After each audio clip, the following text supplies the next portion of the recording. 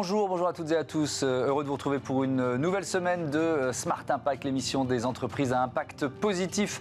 Et voici le sommaire du jour. Mon invité, c'est Simon Belka, chef de projet de Renaissance Fusion, fleuron français de la fusion nucléaire, créé il y a 3 ans, qui veut construire des réacteurs plus petits et donc moins chers. Pour notre débat, on va parler du financement de la transition énergétique avec cette nouvelle division du groupe Alantra dédiée à ces enjeux, dirigée par 2 anciens ministres, le français François de Rugy et l'espagnol Nemesio Fernandez Cuesta. Et puis dans Smart Ideas, on va découvrir ensemble Watt, pépite tech de la mobilité propre, opérateur français de bornes de recharge pour les véhicules électriques. Voilà pour les titres, c'est Smart Impact. Tout de suite.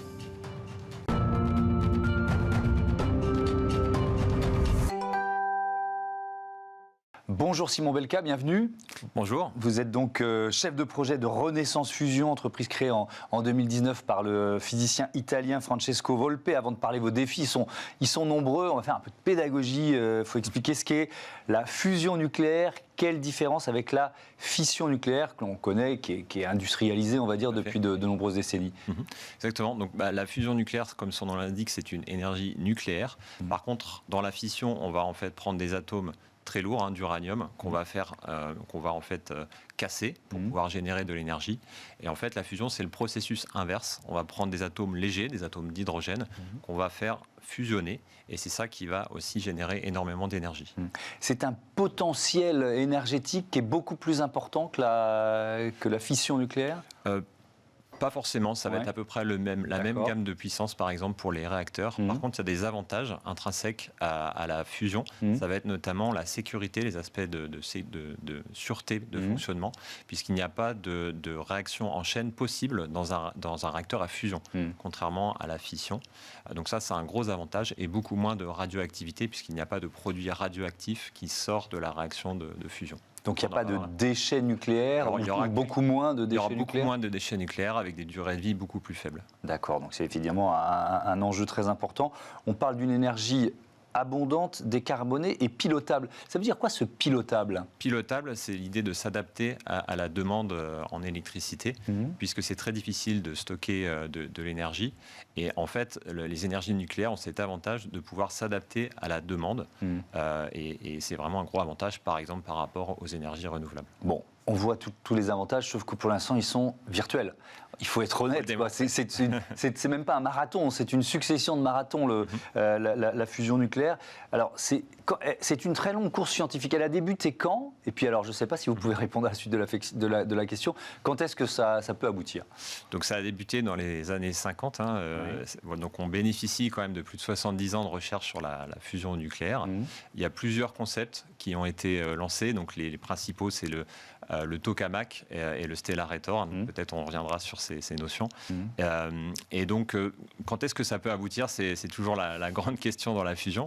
Mais il y a aujourd'hui une quarantaine de startups qui se sont lancées dans la fusion, et toutes visent un premier réacteur, un réacteur pilote qui serait connecté au réseau dans la décennie 2030. Donc, c'est relativement rapide. C'est relativement rapide. Évidemment, c'est un gros challenge à relever, mais c'est vraiment l'objectif pour la plupart de ces startups, dont Renaissance Fusion. Alors le tokamak, si je ne me trompe pas, je ne suis pas un spécialiste, ça correspond au projet ITER à Cadarache, qui est un projet gigantesque qui mobilise une trentaine, je crois plus de 35 pays en Europe et dans le monde. Vous avez, avec Renaissance Fusion, fait un choix différent, c'est ça ? On a fait un choix différent, donc c'est une architecture différente de réacteur qui s'appelle Stellarator. Donc ça a été inventé à peu près en même temps que le tokamak. Simplement, le tokamak s'est développé plus rapidement parce que c'est plus facile à construire. Par contre, le tokamak, c'est quelque chose qui est pulsé, donc ça va générer des réactions de fusion pendant quelques minutes et ensuite il va falloir arrêter. Donc si on se projette dans une application commerciale, ça ne va pas être très efficace.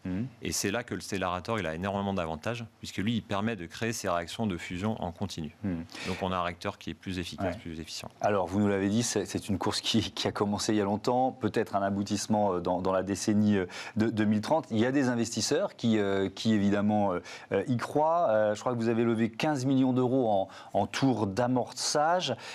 C'est beaucoup pour une première levée de fonds, mais il en faudra beaucoup d'autres. Ça mobilise, ça doit mobiliser. On va parler de financement de la transformation énergétique juste après. Ça doit mobiliser combien de millions d'euros d'après vous ? Alors, ça va mobiliser pas mal de capitaux, effectivement. Donc là, avec ces 15 millions d'euros, ça nous permet de démontrer nos briques technologiques, notamment sur les aimants, qui sont clés dans la fusion par confinement magnétique.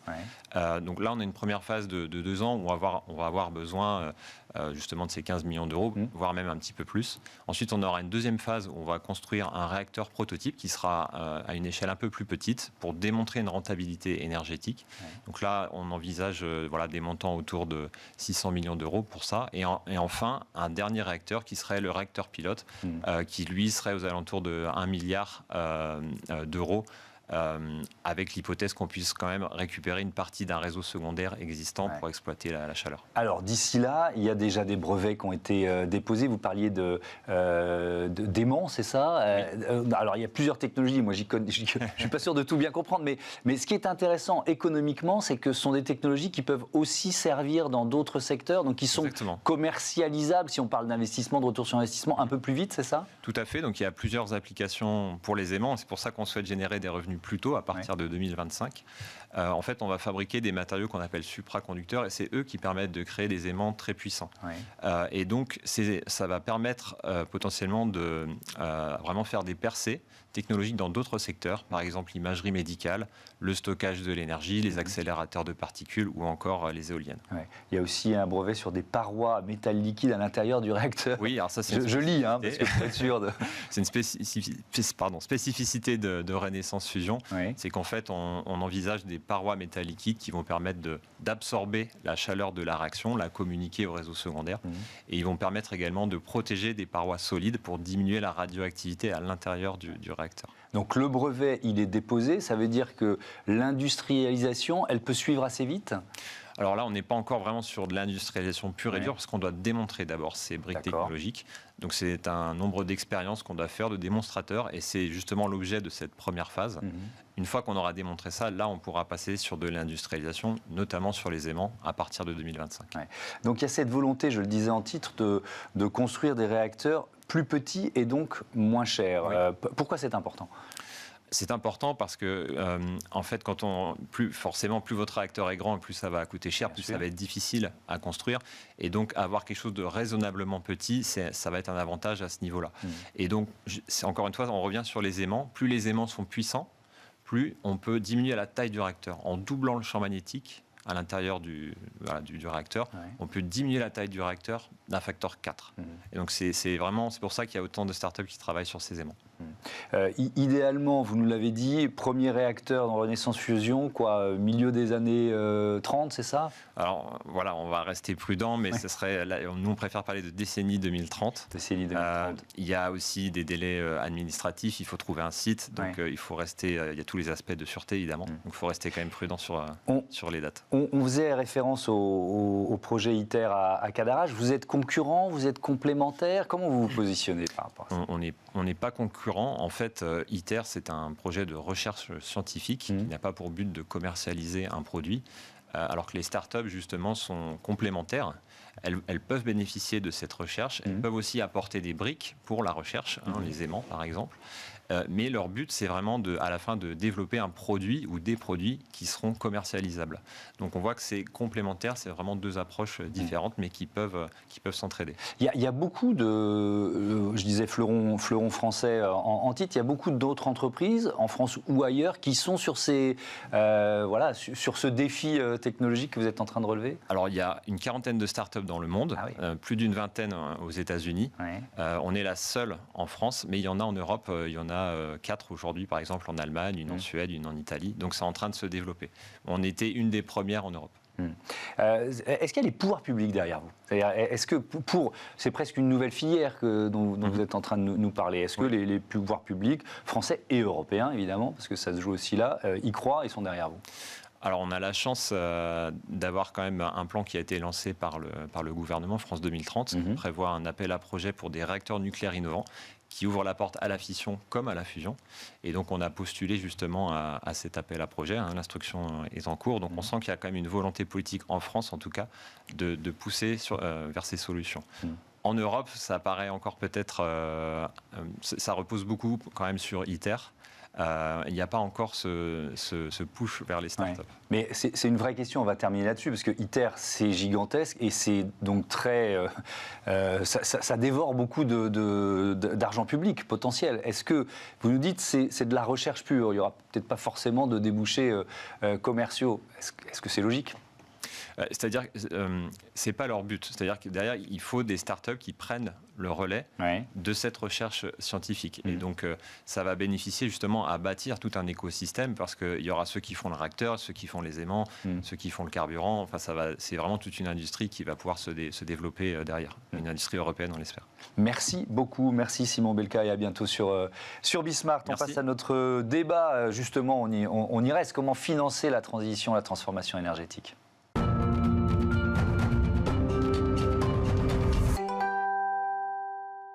Le débat de ce Smart Impact avec François de Rugy, bonjour, bienvenue. Bonjour. Vous êtes co-président d'Alantra Energy Transition Group. Philippe Rodriguez, bonjour. Bienvenue, associé fondateur d'Avolta. Alors on va détailler ensemble les ambitions de cette division d'Alantra qui est dédiée à la transition, à la transformation énergétique.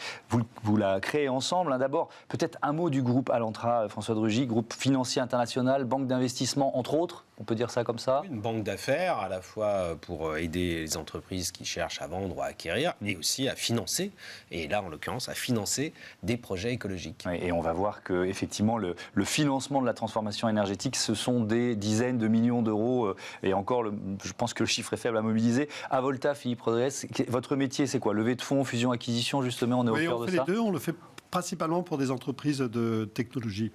Ouais. Et la technologie, c'est le catalyseur de la transformation de la société vers le numérique, mais aussi dans la transition écologique. Ouais. Donc voilà, on le fait donc à la fois avec des levées de fonds et des cessions d'entreprises. Alors, quelle est l'ambition, François de Rugy, de cette division dédiée à la transition énergétique d'Alantra ? L'ambition, d'abord, c'est de transformer l'activité d'Alantra pour se positionner sur la transition énergétique, transition écologique, d'en faire un des piliers d'activité, parce que ce que l'on voit, c'est qu'il y a à la fois beaucoup de bouillonnement côté financement, c'est-à-dire que beaucoup de fonds d'investissement, beaucoup de banques veulent verdir leur bilan avec des critères très stricts et très sérieux. Et de l'autre côté, il y a beaucoup de projets à financer. Et donc notre rôle, c'est justement de mettre en relation ces projets qui cherchent du financement avec les financeurs. Pourquoi vous avez choisi ce projet ? Vous avez quitté la vie politique au mois de juin dernier, juin 2022, si je ne me trompe. Enfin, c'est le moment où vous l'avez annoncé. Pourquoi ce projet ? Parce que j'imagine qu'il y en a eu quelques autres, vous avez été sollicité. Alors d'abord, avec Philippe, on se connaissait depuis quelques années, plutôt sur les enjeux de la tech. Oui. À l'époque, Philippe avait sorti un livre sur la blockchain, là maintenant sur le métaverse. Et puis avec Alantra, c'est une rencontre. C'est aussi le fondateur, Santiago Iñárritu, qui est à la fois un banquier d'affaires avec beaucoup d'expérience et aussi francophone, francophile, amateur de la France et voulant conduire cette transition écologique de son activité. Philippe Rodriguez, pourquoi Avolta participe à l'aventure ? Est-ce que peut-être ce mouvement vers, on va dire, une finance responsable ou une finance en charge de la transition, il prend quelle ampleur ? Il y a beaucoup de choses à faire. D'abord, il faut savoir en fait que le nombre de deals qui sont réalisés dans le green, dans l'ensemble des deals M&A, représente dans le monde que 5%.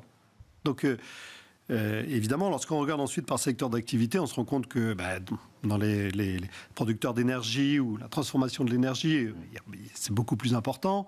Lorsqu'on regarde en fait les régions dans le monde, on se rend compte que par exemple au Moyen-Orient, c'est beaucoup plus important parce qu'on essaye de se verdir beaucoup plus là-bas peut-être qu'ici. Et donc, il nous semble en fait qu'il y a beaucoup à faire pour aider les entreprises à verdir leurs activités par le M&A. Donc par l'achat d'autres entreprises ou bien par la transformation de l'entreprise en investissant. Et ça, c'est quelque chose sur lequel, comme l'a exprimé François, il nous semble en fait qu'il y a de grandes possibilités, à la fois avec de l'investissement public, de l'investissement privé, de la dette, de l'equity, mais qu'il faut peut-être un Sherpa pour se balader dans cette jungle du financement. Oui, effectivement, et ça, je reviendrai là-dessus avec vous, mais vous nous dites ça représente 5%, et pourtant, il y a ceux qui veulent freiner. Vous avez forcément vu ce qui s'est passé au Texas, l'État du Texas qui est en train de blacklister, de faire une liste noire d'institutions financières ou de banques en disant « vous êtes trop vert ».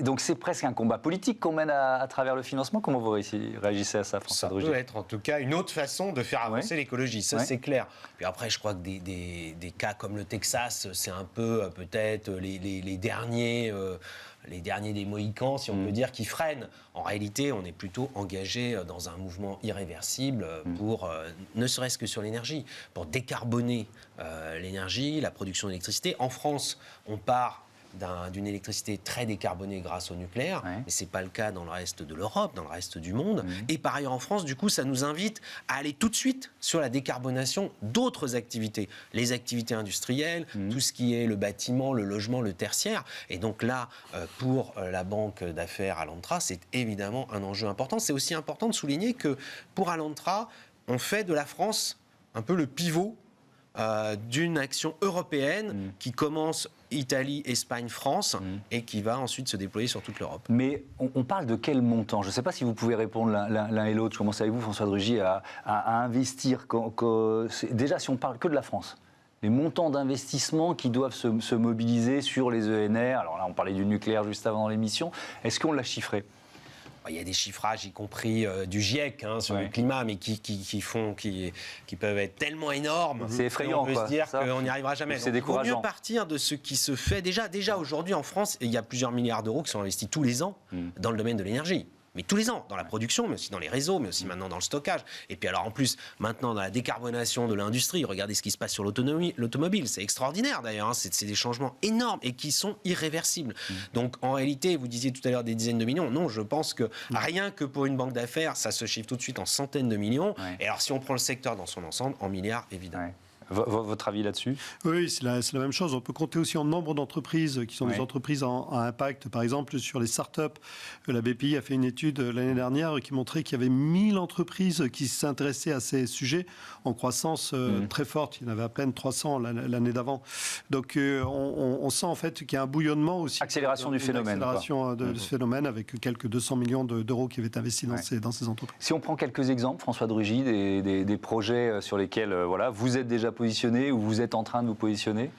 Un exemple, par exemple, le biométhane, c'est-à-dire la capacité à produire du gaz de façon renouvelable. On voit aujourd'hui les besoins que l'on a en gaz, la dépendance aux importations, la dépendance aux énergies fossiles. Grâce à des projets que nous finançons, on va pouvoir déployer des unités de production, de méthanisation avec les biodéchets, donc c'est-à-dire y compris les déchets alimentaires qu'il y a en fin de course dans la restauration collective ou dans nos poubelles. Voilà des exemples, mais il y a aussi... C'est des projets français, ça? Oui, tout à fait. Oui. Projets français avec déploiement français et avec ensuite potentialité de développement évidemment à l'international. Des projets dans le solaire aussi, je ne sais pas qui va répondre à cette question. Alantra est déjà très fortement impliqué dans le solaire avec un fonds d'investissement spécialement dédié au solaire, mais qui est en plus adossé à un opérateur, ce qui est assez rare. Philippe Rodriguez, dans tous ces projets d'énergie renouvelable, on le dit souvent pour l'éolien, mais pas seulement, il y a des questions d'acceptabilité par l'opinion, par les riverains, etc. Alors c'est peut-être pas exact le cœur de votre métier, mais quand même, si vous financez, si vous vous lancez dans le financement d'un projet important, il faut qu'il aille vite, il faut qu'il soit accepté par les riverains. Comment vous adressez cette question? Alors tout d'abord, je dois dire que on vit un moment dans lequel il y a une plus grande acceptation de ce type de projet depuis probablement 2 ou 3 ans. Et la loi a changé pour permettre l'accélération. On sent en fait que oui, la société a beaucoup bougé sur ces sujets-là et globalement les citoyens sont aujourd'hui plus favorables à ce type de projet. Néanmoins, vous avez raison, il y a des projets qui ont des externalités négatives sur les citoyens, qui peuvent être d'autres phénomènes de pollution visuelle ou de ce type de choses auxquelles il faut prendre soin.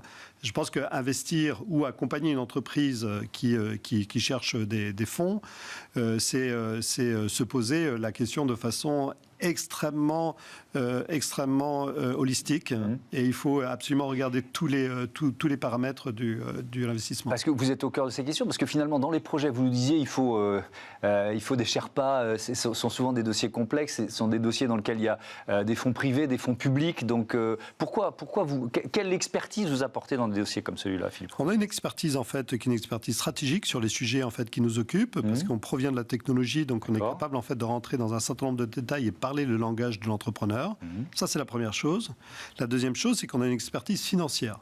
Cette expertise financière nous permet en fait de construire des opérations plus complexes que celles que nous organisions par le passé, dans lesquelles les entreprises qui ont besoin de se développer dans ces domaines ont besoin de structurer des opérations qui mélangent à la fois des nouvelles actions, de l'equity, de la dette structurée, de la dette bancaire, parfois également de la dette provenant des pouvoirs publics, et de structurer tout ça dans un ensemble qui soit cohérent. Donc en fait, c'est cette combinaison à la fois d'expertise technologique ou de secteur et cette expertise financière qui nous rend unique. François de Rugy, ce lien public-privé dans le financement, il est obligatoire, indispensable? C'est surtout une complémentarité. C'est-à-dire qu'en réalité, pour développer la transition écologique, d'abord, il y a tout un tas de décisions qui sont du champ politique. Regardez l'énergie, les choix structurants, ils sont faits par les pouvoirs publics, au niveau français ou au niveau européen.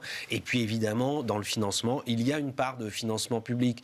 Alors, vous savez, quand moi, j'étais ministre, je disais, il faut mobiliser du financement privé. Et là, je vois qu'il y en a. Donc c'est une excellente chose. Et en même temps, on peut dire à des entrepreneurs qui ont des projets, mais vous savez, il y a aussi des financements publics à mobiliser, notamment sur l'innovation.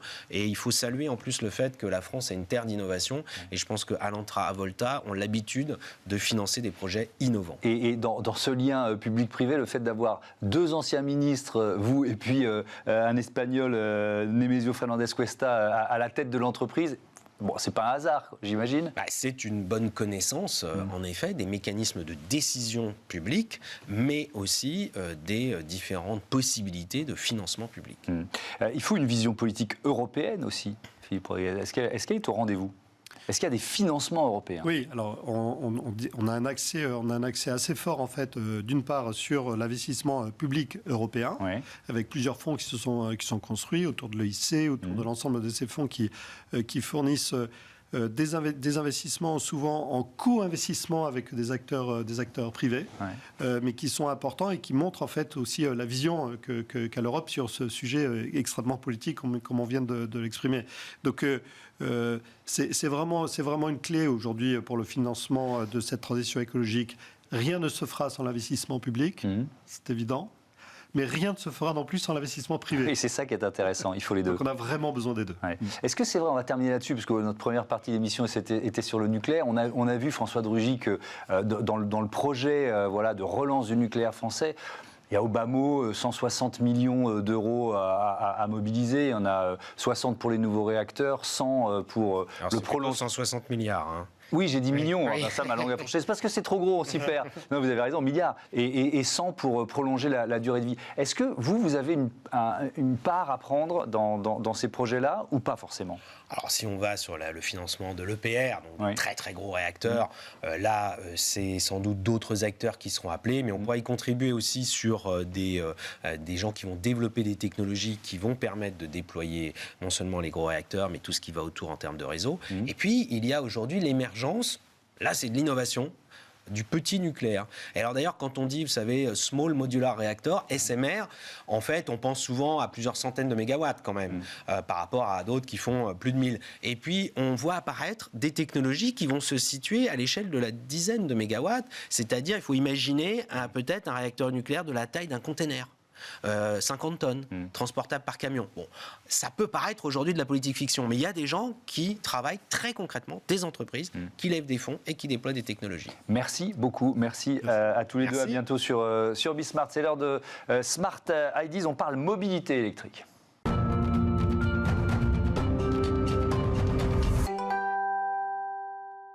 Smart Ideas avec Patrick Kick, bonjour, bienvenue. Bonjour. Vous êtes le président fondateur de Watt, votre métier, les bornes de recharge électriques. Qui sont, tiens, on va aller assez vite sur ce que vous faites aujourd'hui. Qui sont vos clients? Vous les posez où, ces bornes de recharge électriques? On les pose d'abord en copropriété. En fait, on a décidé d'équiper la partie résidentielle, donc copropriété, bailleurs sociaux, puisque un conducteur de voiture va se recharger à 50% à son domicile. Et puis, on est également très présent sur le segment du tertiaire, donc toutes les entreprises, les industries, les hôtels, les restaurants. Ouais. La crise énergétique qu'on vit, c'est un accélérateur de transformation et c'est un accélérateur de business pour une entreprise comme la vôtre? C'est un accélérateur de business et ça nous a obligés également de nous adapter sur ce marché. Après, nous, c'est très simple. On achète l'électricité et on le revend de la même manière aux utilisateurs de bornes.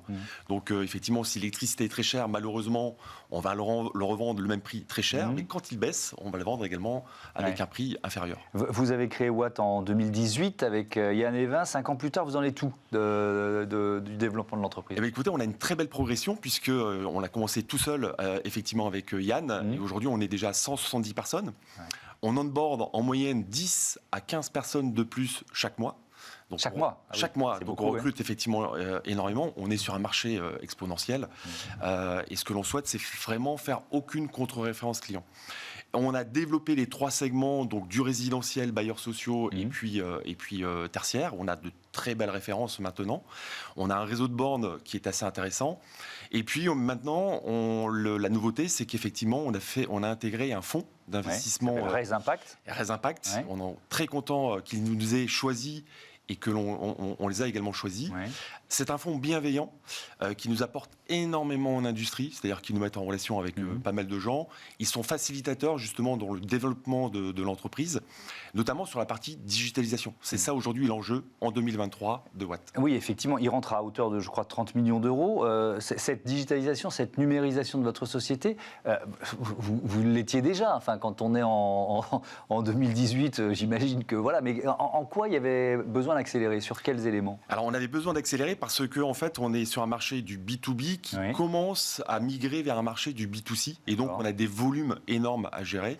Ne serait-ce que, par exemple, sur des commandes de bornes. On a automatisé, un peu à l'instar des Amazon ou autres. Les copropriétaires viennent sur notre site internet et peuvent commander leurs bornes en ligne. Ça vient se déverser directement dans notre ERP et les travaux se lancent en automatique. Alors qu'auparavant, on faisait ça à la main et c'était pourvoyeur de beaucoup de main-d'œuvre, malheureusement. Ouais. Cette entrée de Raise Impact, c'est aussi la possibilité d'accélérer le recrutement. Vous nous disiez, vous embauchez 10 à 15 personnes, c'est ça, par mois. Profitez-en, quel type de talent vous recherchez? Alors on cherche beaucoup de talents, on cherche bien entendu des ingénieurs commerciaux sur les 3 segments de marché. Et vraiment le fer de lance, c'est la partie travaux, c'est-à-dire conducteur de travaux, chargé d'affaires, sur le périmètre France, avec pas mal de facilités, notamment de télétravail. On peut faire du full télétravail également sur l'ensemble de la France. Le but, c'est de mailler notre présence sur le territoire français et d'être à moins d'1 heure de chacun de nos clients. Ouais. Donc toujours apporter de la satisfaction client et du service. Et pour l'instant, vous êtes uniquement sur le marché français? Vous commencez à regarder ce qui se passe ailleurs? Alors, très bonne question. Aujourd'hui, on est effectivement sur le marché français. On veut s'asseoir correctement sur le marché français et asseoir notre position. Et je ne vous cache pas qu'effectivement, on va regarder à court, moyen terme ce qui se passe en Europe. Ouais. L'électrification de nos mobilités, elle se fait dans l'urgence. Vous avez dit c'est un marché. Le potentiel du marché, c'est quoi? C'est-à-dire qu'on est à quel niveau d'équipement par rapport à ce qu'il va falloir atteindre? Aujourd'hui, si vous prenez par exemple le segment de la copropriété, on a moins de 5% d'équipement. Donc il y a à peu près 180 000 copropriétés avec des parkings souterrains équipés. Il y en a 20 000 à peu près qui ont signé une convention avec un opérateur. Il y en a 160 000 à équiper. Idem pour la partie bailleurs sociaux, idem pour la partie tertiaire. Vous le voyez bien en fait. Il y a aujourd'hui encore beaucoup trop de parkings qui n'ont pas de bornes et sur lesquels on ne peut pas se recharger. Merci beaucoup Patrick Quique et à bientôt sur Bismart. Voilà, c'est la fin de ce numéro de Smart Impact. Merci à toutes et à tous de votre fidélité. À très vite, à demain.